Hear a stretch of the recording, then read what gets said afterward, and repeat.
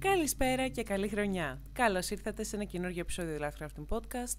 Είμαι η Ειρήνα και σήμερα θα μιλήσουμε για τους απολογισμούς της χρονιάς, όλη αυτή την τάση στοχοθεσίας για το νέο έτος. Θα μιλήσουμε για το πώς πολλές φορές αυτό πηγάζει από την επιθυμία μας για ένα καλύτερο αύριο, εκφράζοντας την ελπίδα, αλλά και το πώς τα social media, ειδικά τη χρονιά που πέρασε, επηρέασε πάρα πολύ το πώς βλέπουμε τα καλά ξεκινήματα, την επιτυχία, την ολοκλήρωση και το κατά πόσον αλήθεια όλη αυτή η τάση καλυτέρευσης και δραστικών αποφάσεων είναι πραγματικά κάτι που εκφράζει εμάς ή εκφράζει τις επιταγές της κοινωνίας. Στο σημερινό λοιπόν επεισόδιο θα μοιραστώ μαζί σας μερικές παρατηρήσεις που έχω κάνει, μερικές σκέψεις, αναλογιζόμενοι κι εγώ σαν άνθρωπος τώρα που αλλάζει η χρονιά το πώς θα πορευτώ στο νέο έτος. Και θέλω όλοι μαζί λίγο να προσπαθούμε να στοχαστούμε και θα χαρώ πάρα πολύ να μοιραστείτε μαζί μου στα σχόλια το πώς το βλέπετε εσείς, αν αυτά που ακούτε είναι κάτι που το έχετε παρατηρήσει, το έχετε σκεφτεί, πώς νιώθετε εσείς για την καινούργια χρονιά, πώς αντιδράτε σε αυτό. Είστε οι άνθρωποι που κατευθείαν θέλετε να ξεκινήσετε φρέσκα το χρόνο θέτοντας 15.000 στόχους, ή είστε αυτοί που είστε λίγο πιο προσγειωμένοι, ή είστε αυτοί που αντιτίθεστε τελείως σε όλο αυτό το κίνημα της καινούργιας χρονιάς, των νέων ξεκινημάτων, της καλύτερης βερσιόν του εαυτού μας κλπ. Αναφέρθηκα λοιπόν στην εισαγωγή για το πώς τα μέσα κοινωνικής δικτύωσης πολλές φορές επηρεάζουν όχι μόνο τις ρουτίνες και τους στόχους μας, αλλά και το πώς εμείς ενστερνιζόμαστε και την ελαμβανόμαστε την έννοια της επιτυχίας, της ολοκλήρωσης, ότι τα πηγαίνω καλά βρε αδερφέ στη ζωή. Κάτι λοιπόν που παρατήρησα τόσο σε YouTube, TikTok, Instagram κλπ. Και θα το καταλάβουν πολύ καλά οι κοπέλες της παρέας, είναι ότι τη χρονιά που πέρασε υπήρχε μια έξαρση σχετικά με το clean girl aesthetic, με το να είναι όλα aesthetic, με το να έχουμε αυτή τη ρουτίνα του that girl. Ή με πολύ απλά λόγια, τη ρουτίνα αυτής της κοπέλας, αυτής της γυναίκας που είναι τόσο πειθαρχημένη, κάνει τα πράγματα πάντα στην ίδια ώρα, με την ίδια ροή, σε ένα σπίτι που είναι πάντα τακτοποιημένο, πάντα καθαρό, πάντα πλούσιο και κομψό και ποτέ δεν επηρεάζεται από τις ορμόνες της, από τη διάθεσή της, από το φόρτο δουλειάς, από τα παιδιά, αν είναι μητέρα. Πάντα είναι απαστράπτουσα, πάντα περιποιημένη, μυρίζει υπέροχα, έχει 15.000 διαφορετικά προϊόντα για να κάνει τη ρουτίνα ομορφιάς της, έχει πάντα τα πιο τέλεια ρούχα, έχει τα πιο trendy έπιπλα και ούτω καθεξής. Όλο αυτό λοιπόν με έκανε λίγο να πάρω το ρόλο του παρατηρητή. Προσπάθησα λοιπόν το χρόνο που θα αφιέρωνα στο να φιλμάρω και στο να δημιουργώ νέα επεισόδια, να τον αφιερώσω παρατηρώντας, να δω τι είναι αυτό στο οποίο εκτιθόμαστε, να διαβάζω τα σχόλια, πόσοι άνθρωποι αντιδρούν σε αυτό. Συνδυαστικά λοιπόν, επειδή δουλεύω με αρκετό κόσμο τόσο στο κομμάτι του fitness όσο και στο κομμάτι της παρακίνησης στη ζωή, προσπαθώντας να συζητήσω με τους ανθρώπους που δουλεύω έννοιες όπως η αυτοπεποίθηση, όπως οι στόχοι, όπως οι περιοριστικές πεποιθήσεις, όπως η εικόνα που έχουμε για τον εαυτό μας και τον κόσμο, παρατήρησα ότι σχεδόν ένα 90% έχει την τάση να συνδέει την επιτυχία με αυτό που προβάλλεται εκεί έξω.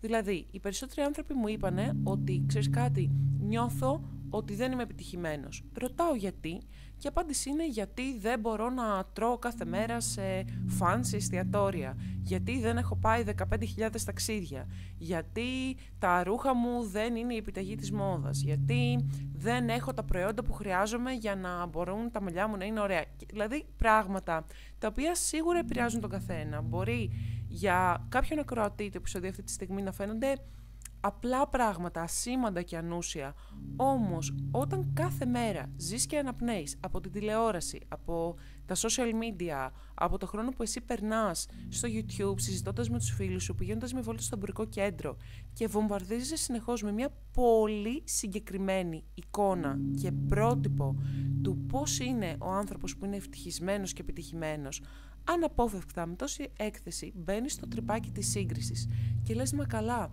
πώς γίνεται αυτός, αυτή να δουλεύει, να βγάζει τόσα λεφτά που και να πληρώνει τους λογαριασμούς και να του τις περισσεύουν για να πάει ταξίδια, για να τρώει εκεί, να ανεβάζει τα super stories, να έχει πάντα τα τέλεια νύχια, το τέλειο πρόσωπο, τα τέλεια μαλλιά, τα ρούχα, να είναι πάντα ευδιάθετος, ευδιάθετη, ξεκούραστος και ούτω καθεξής.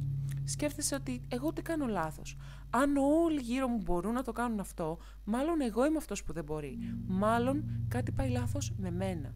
Μάλλον δεν είμαι αποδεκτός. Θέλω εδώ λοιπόν να κάνουμε μια παύση. Θέλω να αναλογιστούμε όλοι μαζί. Αν ποτέ τη χρονιά που πέρασε νιώσαμε έτσι, αν κάναμε αγορές ή αν κάναμε αλλαγές, ούτως ώστε να πλησιάσουμε είναι δυνατόν αυτό το μοτίβο, παρότι αυτό μπορεί να μην εξέφρασε τις δικές μας ανάγκες, τα δικά μας θέλω ή τις δικές μας δυνατότητες. Όλο λοιπόν αυτό το φαινόμενο νομίζω ότι επηρεάζει όλους όσους χρησιμοποιούμε το ίντερνετ συστηματικά. Δεν είναι δηλαδή κάτι το οποίο επηρεάζει μόνο τη Gen Z που λέμε, τα νέα παιδιά. Ακόμα και ένας άνθρωπος 30, 35, 40 ετών που χρησιμοποιεί συστηματικά το διαδίκτυο και εκτίθεται σε όλα αυτά, είναι πολύ πιθανό να αισθάνεται αυτή την πίεση. Να αισθάνεται, μα καλά, εγώ προσπαθώ με νύχια και με δόντια να πληρώσω τα νοικιό μου και να έχω ένα πιάτο φαγητό στο τραπέζι και η θέρμανση παίζει και δεν παίζει. Πώς κατά γίνεται όλοι να μπορούν να κάνουν μια τόσο υπέροχη πολυτελή ζωή? Αυτά λοιπόν είναι μερικά από τα χαρακτηριστικά αυτού του φαινομένου, το οποίο σε περιόδους όπως τα Χριστούγεννα και η Πρωτοχρονιά μπαίνει σε έναν τεράστιο μηνυθετικό φακό, κατά τη γνώμη μου. Από εκεί λοιπόν πηγάζουν και όλα αυτά τα εποχιακά trends, New Year, New Me, όλο το θα ξεκινήσω δίαιτα από την Πρωτοχρονιά, θα κάνω αυτό από την Πρωτοχρονιά, θα είμαι οργανωμένος, θα είμαι παραγωγικός, θα. Κάτι λοιπόν που έχω παρατηρήσει είναι ότι σχεδόν ποτέ αυτές οι αφορμές του να ξεκινήσουμε να έχουμε καλύτερη διατροφή, να έχουμε πιο υγιεινές συνήθειες, να έχουμε έναν πιο απλό και λιτό τρόπο ζωής, να είμαστε πιο χαρούμενοι, όλα αυτά που ξεκινούν με αυτή την αφορμή, σε μια συντριπτική πλειοψηφία καταλήγουν σε μια φούσκα. Και θα μιλήσουμε λίγο για αυτό ακριβώς. Ειδικά στο κομμάτι της ευεξίας και του fitness που την χάνει να έχω την περισσότερη επαγγελματική εμπειρία, κάτι που παρατηρώ είναι όλα αυτά τα trends στο Instagram που λένε, ρε παιδί μου, θα ξεκινήσουμε το νέο χρόνο και θα πηγαίνω γυμναστήριο 7 φορές τη εβδομάδα, θα κάνω δίαιτα, θα κάνω αυτό, θα κάνω εκείνο. Και βλέπεις τον πρώτο μήνα όλοι είναι τρελαμένοι. Όλη τους η κοσμοθεωρία και η ταυτότητα περιστρέφεται γύρω από αυτό, γύρω από αυτούς τους στόχους, την επιτυχία, την αίσθηση ελέγχου και την πειθαρχία. Βλέπεις λοιπόν ότι πάνω από τους μισούς στη δεύτερη εβδομάδα έχουν εγκαταλείψει, από τους υπόλοιπους κάποιοι θα συνεχίσουν κούτσα-κούτσα τον πρώτο μήνα, άντε και το δεύτερο, μετά από 3 μήνες, στην καλύτερη των περιπτώσεων, ένα 7 με 10% θα συνεχίσει και θα κάνει όντως αυτό που χρειάζεται για να επιτευχθούν αυτοί οι στόχοι. Σε αυτό έχω παρατηρήσει 2 βασικά σημεία κλειδί. Το νούμερο 1 είναι ότι αυτοί οι στόχοι εξ αρχής δεν αντικατοπτρίζαν την αποφασιστικότητα και το τι είναι διατεθειμένος να κάνει κάποιος για να τους πετύχει. Αυτό πολλές φορές έχει να κάνει με το να ξεβολευτώ από αυτό που για μένα είναι οικείο και έχω συνηθίσει, είτε αυτό είναι να τρώω βλακίες, είτε αυτό είναι να κάθομαι στον καναπέ, είτε αυτό είναι να ξυπνάω 2 ώρες νωρίτερα για να έχω χρόνο να κάνω την προπόνησή μου ή να μαγειρέψω μπλα μπλα μπλα μπλα μπλα. Οπότε δεν είχα εξ αρχής αυτή τη διάθεση να ξεβολευτώ για όσο χρονικό διάστημα χρειαστεί μέχρι να φτάσω αυτό το στόχο. Το δεύτερο κομμάτι, σημείο κλειδί, είναι ότι αυτός ο στόχος εξ αρχής δεν ήταν κάτι το οποίο εκφράζει εμένα, εκφράζει τις δικές μου αξίες. Βλέπω πάρα πολύ κόσμο ο οποίος ξεκινάει να κάνει κάτι, όχι επειδή το θέλει ο ίδιος, όχι επειδή έχει τόσο νόημα για τον ίδιο, αλλά επειδή το κάνουν και άλλοι. Επειδή παρακινούμαστε από όλο αυτό το υλικό και το περιεχόμενο στο οποίο εκτιθόμαστε κάθε μέρα. Όταν όλοι γύρω σου ξεκινάνε την καινούργια χρονιά και είναι απαστράπτοντες, θέλουν να είναι υγιείς, να έχουν ένα καλύτερο σώμα, μια καλύτερη ποιότητα ζωής, αισθάνεσαι ότι μένεις στην απέξω. Όταν όλη σου η παρέα ή όλοι γύρω σου ξεκινάνε κάτι τέτοιο, σε πιάνει αυτός ο φόβος μην κι εγώ χάσω κάτι, μην κι εγώ δεν προλάβω. Και μπαίνεις σε μια λούπα να χρησιμοποιείς προϊόντα που ίσως να είναι και επιβλαβή για την υγεία σου προκειμένου να φτάσεις σε αυτό το στόχο. Πολλές φορές καταπιέζεσαι, πολλές φορές θα ξοδέψεις χρήματα παρορμητικά για κάτι το οποίο εξ αρχής δεν ήθελες να κάνεις. Εδώ λοιπόν θέλω να ξεκαθαρίσω ότι δεν θέλω να κρίνω κανέναν. Αν όλο αυτό σου ακούγεται οικείο, δεν είναι κάτι κακό, δεν είναι κάτι μεμπτό το να θέλεις να κάνεις κάτι για τον εαυτό σου και να πεις ότι ρε παιδί μου από τη νέα χρονιά το χρησιμοποιώ σαν έναν σηματοδότη ότι ξέρεις κάτι, συμβολικά αλλάζω κεφάλαιο. Αυτό είναι μια χαρά, είναι και υγιές. Αυτό που θέλω να πω είναι ότι αν έχεις πιάσει τον εαυτό σου πολλές φορές να θέτεις στόχους και να παρακινείς από τους γύρω σου και τελικά αυτό να μην καταλήγει κάπου καλά ή να καταλήγει σε εξουθένωση ή να αισθάνεσαι ότι «ΟΚ, θέτω αυτούς τους στόχους και είτε τα παρατάω είτε δεν είμαι καλά, παθαίνω burnout που λέμε και στο χωριό μου» ή ακόμα και να καταφέρεις να πληρώσεις αυτούς τους στόχους δεν σε γεμίζει, υπάρχει μια πάρα πολύ μεγάλη πιθανότητα όλο αυτό εξ αρχής να μην ήταν κάτι δικό σου αμιγώς, να μην ήταν κάτι συνειδητό, το οποίο πραγματικά να είναι το καλύτερο για σένα και να έχεις τη διαθεσιμότητα και τη διάθεση να μπορέσεις να το υποστηρίξεις στο μέγιστο. Επιστρέφοντας λοιπόν σε αυτό που έλεγα λίγο πιο πριν για το κομμάτι με τις ρουτίνες, το clean girl aesthetic κλπ. Κάτι που παρατήρησα διαβάζοντας σχόλια σε πάνω από 20 βίντεο με διαφορετικό κοινό σε διαφορετικές χώρες κλπ. Είναι ότι όλες οι κοπέλες αναφέρανε ότι μετά από χρονικό διάστημα που προσπαθούσαν απεγνωσμένα να ακολουθήσουν αυτό το trend, προσπαθούσαν δηλαδή να αλλάξουν τις συνθήκες και τις ρουτίνες και τα προϊόντα και τις συνήθειες γενικότερα, ώστε να είναι κοντά σε αυτό το μοτίβο το οποίο υπόσχεται πως θα αισθάνεσαι όμορφα με τον εαυτό σου, θα αισθάνεσαι αυτοπεποίθηση, θα είναι γεμάτο αυτοαγάπη και ολοκλήρωση, αισθάνθηκαν ακριβώς το αντίθετο. Αισθάνθηκαν ότι αυτό είναι κάτι μη βιώσιμο. Αισθάνθηκαν ότι δεν γίνεται να μπορέσεις να χωρέσεις δουλειά, σχολή, γονεϊκότητα ενδεχομένως σε μια ρουτίνα που όλα είναι υπό έλεγχο. Γιατί στην πραγματικότητα το μόνο πράγμα στο οποίο έχουμε έλεγχο είναι ο εαυτός μας. Και αυτό καλά δεν υπάρχει κανείς που να μπορεί να είναι σε έλεγχο πλήρη 100% όλη την ώρα. Όλοι έχουμε στιγμές που είμαστε πιο ευάλωτοι, μπορεί να έχουμε τις ορμόνες μας, μπορεί να έχουμε τα νεύρα μας, μπορεί να έχουμε άγχος, μπορεί να έχουμε πίεση, να μην έχουμε κοιμηθεί καλά. Δεν γίνεται κάποιος να έχει την πεποίθηση ή την ψευδαίσθηση καλύτερα ότι μπορεί να ελέγξει τα πάντα και να βιώνει την ίδια ακριβώς μέρα, με ακριβώς την ίδια ακρίβεια και αλληλουχία κάθε μέρα. Απλά δεν γίνεται. Και βιολογικά να το πάρεις, εμείς οι γυναίκες έχουμε έναν κύκλο 28 ημερών. Αυτό σημαίνει ότι ορμονικά καμία μέρα δεν είναι ίδια με την προηγούμενη ή την επόμενη. Έχουμε διακυμάνσεις και αυτό είναι ok. Είμαστε άνθρωποι, δεν είμαστε ρομπότ. Αυτό λοιπόν που παρατήρησα είναι ότι αυτό στην πραγματικότητα το μοτίβο, το trend, είναι μία συνεχής υπενθύμηση ότι δεν είσαι αρκετός ή αρκετή έτσι όπως είσαι.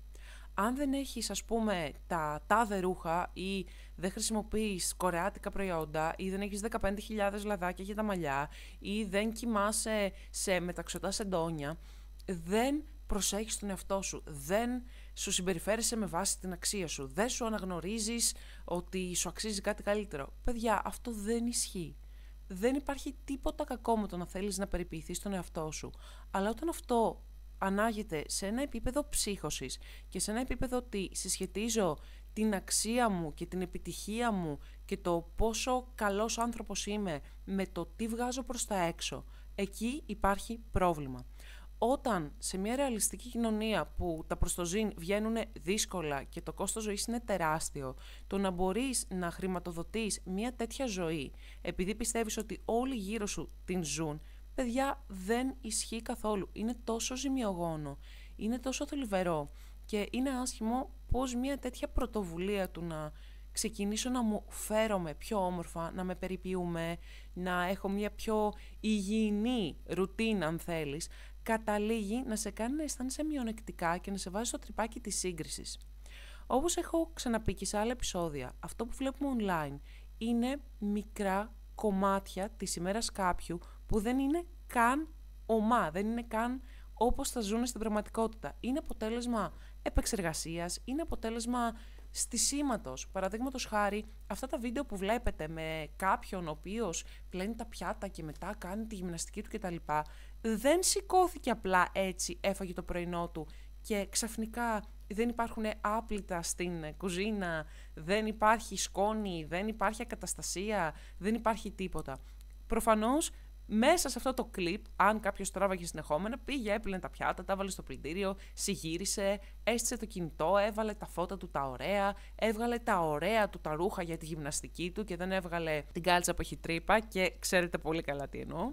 Τέλος πάντων, όλο αυτό είναι ένα προϊόν επεξεργασίας.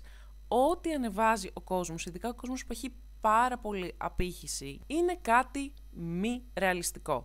Σίγουρα είναι πολύ όμορφο να θυμόμαστε όλες οι γυναίκες να ξεβαφόμαστε το βράδυ πριν πέσουμε για ύπνο, και καλώς και το κάνουμε, αλλά σίγουρα, παιδιά, δεν υπάρχει άνθρωπος που θα κάτσει 3 ώρες στο μπάνιο κάθε μέρα ανελιπώς να κάνει όλα τα στάδια της ρουτίνας και τα μαλλιά και το ένα και το άλλο ακριβώς όπως τα βλέπεις στο βίντεο. Αυτό είναι κάτι το οποίο το βλέπουμε και με τις διακοπές. Ξέρω πάρα πολύ κόσμο ο οποίος πηγαίνει διακοπές, βγάζει 1 δισεκατομμύριο φωτογραφίες, θα πάρει μαζί του 15.000 αλλαξιές ρούχα, ούτως ώστε να τα ανεβάζει συστηματικά μέσα στη χρονιά, ανατακτά χρονικά διαστήματα, για να δείχνει ότι κοίτα, ταξιδεύω κι εγώ και έχω μονίμως νέο υλικό και είναι η ζωή μου περιπετειώδης. Η ερώτησή μου είναι, από πότε η αξία μας έχει συσχετιστεί τόσο πολύ με πράγματα τα οποία δεν εκφράζουν τις ποιότητες μας σαν άνθρωποι. Όλο αυτό θεωρώ ότι λειτουργεί πάρα πολύ αργά και μεθοδικά και δεν το καταλαβαίνουμε, αλλά δουλεύει και μέσα από τα χρόνια που πλέον όλοι εκτιθόμεθα στα μέσα κοινωνικής δικτύωσης και γενικότερα σε όλους τους ανθρώπους οι οποίοι εσωτερικεύουν και μετά αναπαράγουν όλο αυτό το σύστημα συμπεριφοράς και επιλογών, αρχίζουμε αναπόφευκτα να μπαίνουμε σε ένα τρυπάκι σύγκρισης. Αρχίζουμε να νιώθουμε ότι υπάρχει μόνο ένας τρόπος που είναι κοινωνικά αποδεκτός. Να ζεις, να ντύνεσαι, να περιποιείσαι, να. Εκεί λοιπόν πολλές φορές συναντώ ανθρώπους εκεί έξω που μου λένε ότι νιώθω χαμένος. Νιώθω ότι κάνω όλα αυτά που πρέπει να κάνω, αλλά δεν με γεμίζουν. Νιώθω ότι δεν ξέρω τι θέλω. Εδώ λοιπόν θέλω να παραθέσω μια δική μου προσωπική εμπειρία. Κάποτε, κάποια χρόνια πριν, επειδή γενικότερα ασχολούμαι με τα social, έχω τις σελίδες μου στο Instagram, στο Facebook, που προσπαθώ να ανεβάζω υλικό, να φτιάχνω υλικό κλπ. Πέρναγα κι εγώ πάρα πολλή ώρα προσπαθώντας να δω οι συνάδελφοι τι ανεβάζουν, ο κόσμος τι θέλει, να βλέπω τα μηνύματα, να βλέπω τα σχόλια και να προσπαθήσω να κάνω το υλικό μου πιο προσιτό, να μπορέσω να ανεβάσω πράγματα που όντως βοηθούν και ικανοποιούν το κοινό το οποίο έχει επιλέξει να με ακολουθεί. Όταν λοιπόν ήμουνα σε αυτές τις περιόδους που πέρναγα πολύ χρόνο online, κάτι που παρατήρησα είναι ότι τα πράγματα που συνήθως αγαπώ, να ζωγραφίζω, να διαβάζω ένα βιβλίο, να κάθομαι απλά να τρέχω έξω στη φύση, δεν ξέρω, δεν με γέμιζαν το ίδιο. Παρότι ξέρω ότι αυτό είναι κάτι που μου αρέσει, το έκανα και δεν το ένιωθα το ίδιο. Κάτι που άλλαξα τα τελευταία χρόνια είναι ότι σταμάτησα να περνάω πολύ χρόνο online. Προσπάθησα να αυτοματοποιήσω όλα μου τα post, ούτως ώστε να μην χρειάζεται να είμαι πάνω από το κινητό, πάνω από τον υπολογιστή για να ανεβάσω το post την τάδε μέρα, την τάδε ώρα. Και περιόρισα τις συναναστροφές μου κυρίως στον κόσμο που θα μου στείλει κάποιο μήνυμα, γιατί μου αρέσει να αλληλεπιδρώ μαζί σας πάρα πολύ. Αυτό λοιπόν που παρατήρησα είναι ότι όσο περισσότερο χρόνο ήμουνα μακριά από αυτόν τον συνεχή βομβαρδισμό ερεθισμάτων, είτε αυτό έχει να κάνει με περιεχόμενο άλλων ανθρώπων και trends, είτε αυτό έχει να κάνει πολλές φορές με βίντεο, με μουσική, είτε αυτό έχει να κάνει γενικότερα με κάτι να με αποσπά από το να ζω το τώρα, από το να βαριέμαι αν θέλεις, τόσο περισσότερο άρχισα να απολαμβάνω τα πράγματα που λίγο καιρό πριν ένιωθα ότι δεν με γεμίζουν πια, τι συμβαίνει με μένα. Κάτι που βρίσκω πάρα πολύ ενδιαφέρον είναι ότι εκείνη την περίοδο γενικότερα διάβαζα πάρα πολύ για τη στοικότητα, διάβαζα κάποια έργα για τον Επίκτητο και σε όλη αυτή την αναζήτηση είχα κάποια στιγμή δει ένα βίντεο που έλεγε ότι ο μεγαλύτερος εχθρός της δημιουργικότητας, της έμπνευσης και της παραγωγικότητας είναι το να έχουμε τον εγκέφαλό μας συνεχώς απασχολημένο.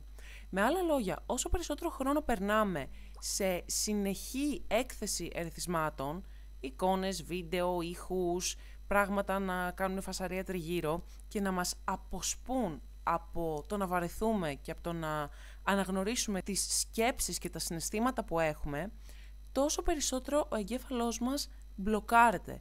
Τόσο πιο δύσκολο είναι να μπορέσουμε να αισθανθούμε το σώμα μας, να αισθανθούμε τα συναισθήματά μας, να αισθανθούμε τι όρεξη έχουμε σήμερα, να μπορέσουμε να νιώσουμε άβολα, να μπορέσουμε να βαρεθούμε, να μπορέσουμε να βιώσουμε καταστάσεις που όταν συνεχώς εκτιθόμεθα σε πράγματα, τις μπλοκάρουμε, τις βγάζουμε από την εξίσωση.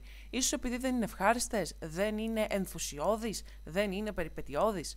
Όλος αυτός ο εθισμός στην γρήγορη ντοπαμίνη που μας προσφέρουν τα social media και όλη η ρουτίνα και ο ψυχισμός το ότι πρέπει όλη την ώρα να γίνεται κάτι έντονο, αλλιώς δεν μπορώ, βαριέμαι, πολλές φορές μας αποξενώνουν από το ποιοι είμαστε πραγματικά. Αν λοιπόν είσαι ένας άνθρωπος που σου άρεσε πάρα πολύ να ζωγραφίζεις και σταμάτησες να το κάνεις γιατί δεν προλαβαίνεις, αλλά κάπως προλαβαίνεις να είσαι 3 ώρες τη μέρα στο κινητό, θα δεις ότι αν κάτσεις και ξεκινήσεις να ζωγραφίζεις, δεν θα είναι το ίδιο. Θα δεις ότι μετά από 10 λεπτά θα αρχίσεις να έχεις μια υπερκινητικότητα, δεν θα σε καλύπτει ρε αδερφέ. Δεν είναι το ίδιο συναίσθημα επιβράβευσης που παίρνει ο εγκέφαλός σου όταν, ας πούμε, σκρολάρεις για 25 λεπτά βίντεο με γάτες που έχουν δημιουργηθεί από το AI.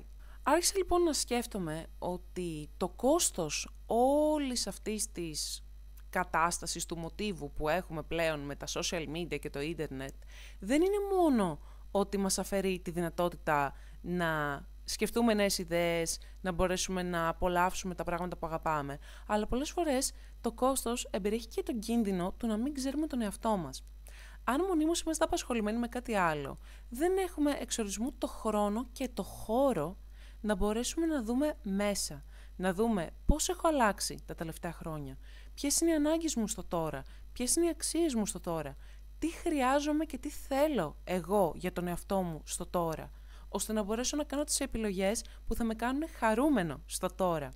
Πολλές φορές λοιπόν είτε μένουμε κλειδωμένοι σε μια πολύ παλαιότερη εκδοχή του εαυτού μας και κυνηγάμε πράγματα που μας γέμιζαν τότε, ενώ τα καταφέρνουμε και δεν σημαίνουν τίποτα για μας στο τώρα, είτε πολλές φορές υιοθετούμε τους στόχους, την επιτομή της επιτυχίας και της ευτυχίας και δεν ξέρω κι εγώ τι, από άλλους ανθρώπους, από αυτά που βλέπουμε, από αυτά που κατά συντριπτική πλειοψηφία απαρτίζουν τα ερεθίσματα και την επεξεργασία πληροφορίας που δέχεται ο εγκέφαλός μας κάθε μέρα. Ο καθένας πιστεύω ότι έχει διαφορετικά κίνητρα και λόγους για να έχει έλεγχο στο πόση ώρα περνάει στα κοινωνικά δίκτυα, στο να παρακολουθεί και να συγκρίνει και να επιβραβεύει περιεχόμενο το οποίο έχει να κάνει με ρουτίνες, στόχους, επιτυχία, στιγμές, μπλα μπλα μπλα μπλα.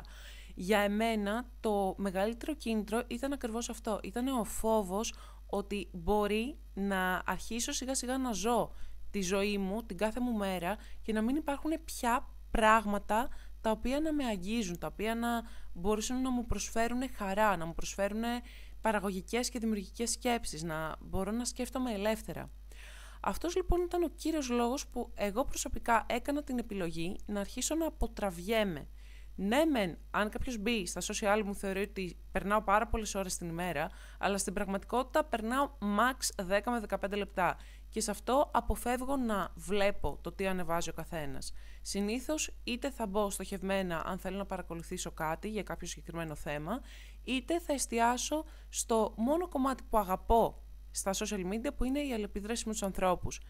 Ζω σε μια χώρα στην οποία είμαι μακριά από τους περισσότερους φίλους, από τους περισσότερους ανθρώπους που συνεργάζομαι μαζί, οπότε για μένα αυτή είναι μια πολύ καλή ευκαιρία να μπορέσω να μιλήσω με έναν τρόπο που είναι πιο γρήγορος και πιο ανέξοδος, αν θέλεις. Αλλά πέραν αυτού, άρχισα σιγά να περνάω περισσότερο χρόνο στην πραγματική ζωή, σε κάτι που δεν περιλαμβάνει μια οθόνη.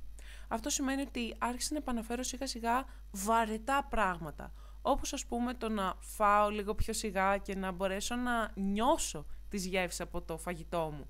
Μαγειρεύω παραπάνω, κάθομαι διαβάζω ένα βιβλίο που μου αρέσει, περνάω λίγο χρόνο απλά υπάρχοντας στο χαλί με τη γάτα μου, παίζοντας μαζί της. Αυτό εννοείται ότι μου ήταν super duper δύσκολο στην αρχή. Πάντα ένιωθα ότι δεν με γεμίζει τόσο πολύ, δεν είναι τόσο exciting, τόσο ενθουσιώδες, αλλά με λίγη υπομονή και με λίγη επιμονή σιγά σιγά άρχισα να καταλαβαίνω ότι όταν καμιά φορά το παρακάνω και κάτσω ας πούμε μια ώρα συνεχόμενη στο κινητό, δεν νιώθω καλά, δεν με γεμίζει. Μια άλλη συνέπεια όλου αυτού είναι ότι πλέον βλέπουμε πολύ διαφορετικά μάτια τον κόσμο.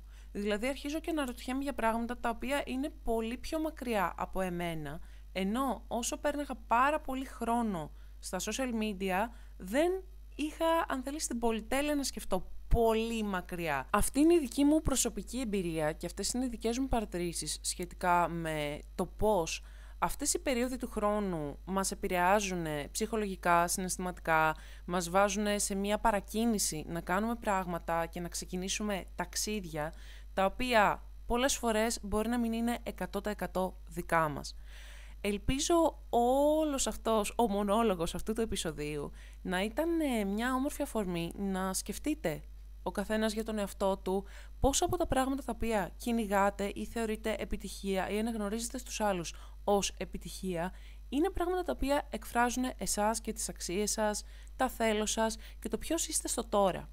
Αν δεν είστε σίγουροι γι' αυτό, αξίζει να πάρετε μια εβδομάδα, 10 μέρες για τον εαυτό σας και να προσπαθήσετε να είστε ok με το να βαρεθείτε λίγο. Γιατί όταν βαριόμαστε, συνήθως αναζητάμε κάτι να γεμίσει αυτό το κενό. Και πολλές φορές αυτό το κενό δεν γεμίζεται μόνο, αλλά υπερκαλύπτει και άλλες πτυχές του εαυτού μας που καταλήγουμε να αγνοούμε. Όπως πάντα, θα χαρώ πάρα πολύ να διαβάσω τις σκέψεις σας, τα σχόλιά σας, τα συναισθήματά σας και τις προτάσεις σας στα σχόλια από κάτω. Θα χαρώ πάρα πολύ να γίνουμε φίλοι, οπότε μπορείτε να με ακολουθήσετε και στα υπόλοιπα social που θα βρείτε και στο κουτί της περιγραφής, αλλά και εδώ. Και μέχρι την επόμενη φορά να είστε όλοι καλά.